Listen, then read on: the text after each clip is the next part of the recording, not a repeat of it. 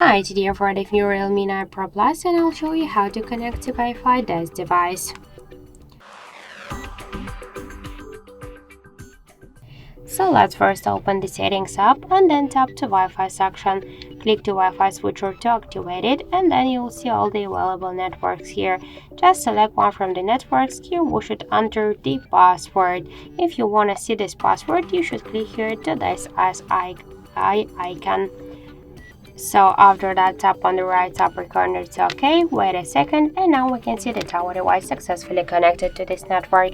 By the same way, you can select more networks. By the same way, enter the passwords, tap to connect, and after that just switch between them. If you want to turn off the Wi-Fi, you should click on the switcher once again.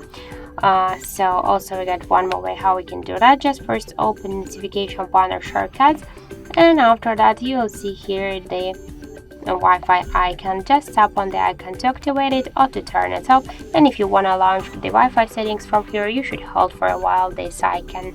So thank you guys for watching, and if you find this video helpful, don't forget to leave a like, comment and to subscribe our channel.